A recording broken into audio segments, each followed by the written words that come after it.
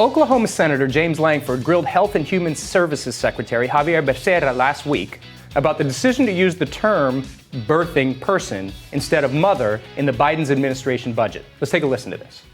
I also noticed you changed a term in your budget work. You shifted from using the term mother to birthing people rather than mother. Can you help me get a good definition of birthing people?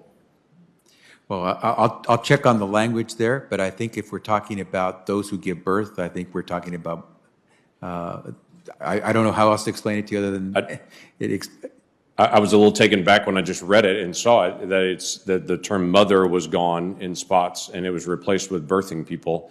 And I didn't know if this was a direction that you were going, if there were shifts, if there are regulatory changes that are happening related to that, or what the purpose of that is.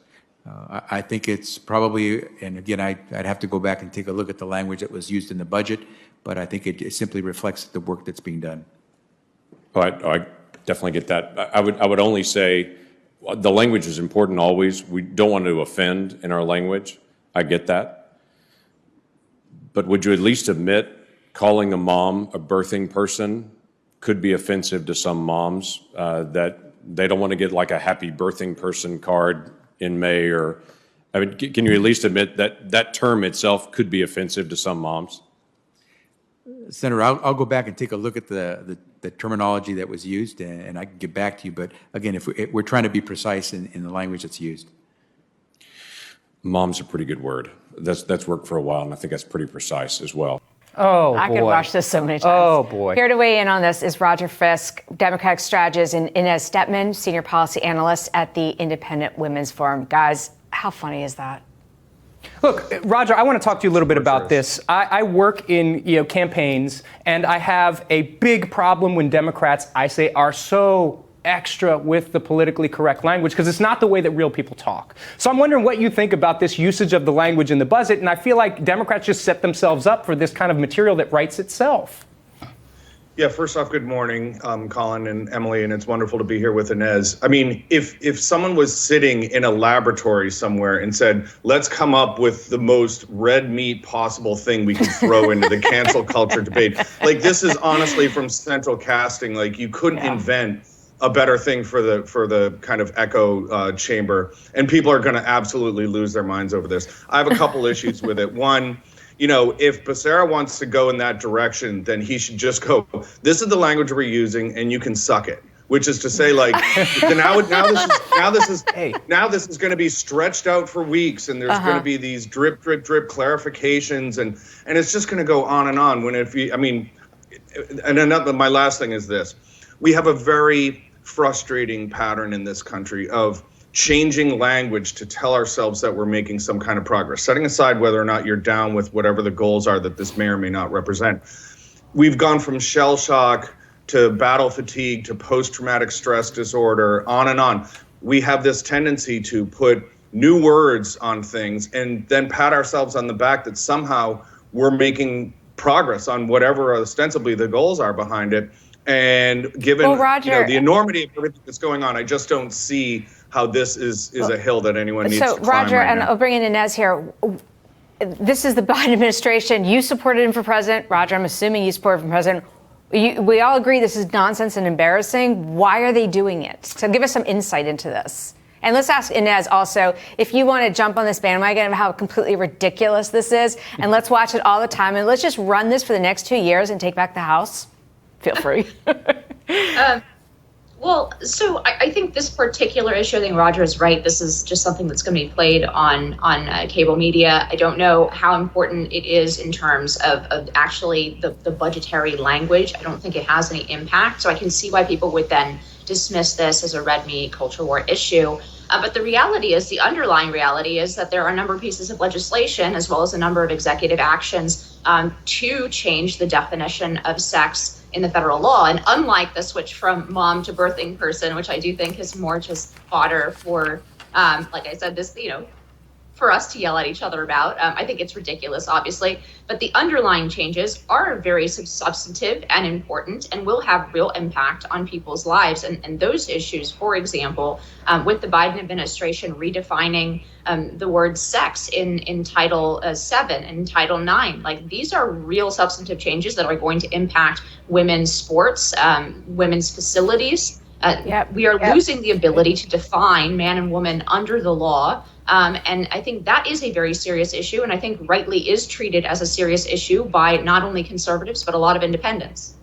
Well, I think your point is well taken, Inez, about the language here. And I would say that Democrats are self-defeating, or regardless of Democrats or Republicans in this particular budget, you're arguing about the usage of language and not about the substantive changes and or policy benefits that might actually exist in the budget. So we're talking about birthing persons instead of talking about what actually positively might be going on here. And it just seems like a real error in communication strategy. And I argue that this happens all the time. We need to break things down for how people can actually understand and consume them. I don't think moms looking at this understand that they're even a birthing person. They say, I'm a mom, I'm not a birthing person. What does this actually mean? Roger, I don't know what's going on in the Democratic Party that you give us, as Inez says, these layups. I mean, it's just, we could spend days on this, but what's happening? Who has the power to do this thing?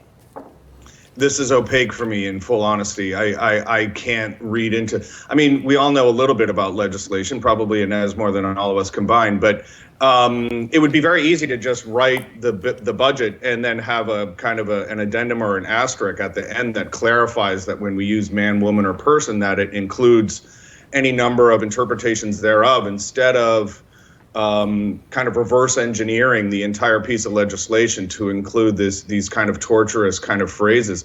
I don't have visibility. Obviously, I'm not here to represent the Biden administration, so I don't, have any line of sight into the HHS budget and things like that. But I think it's a stumble, and they're going to lose more than they gain by this, unfortunately. And you can just see we can look forward for the next 5 days exactly how this is going to play out.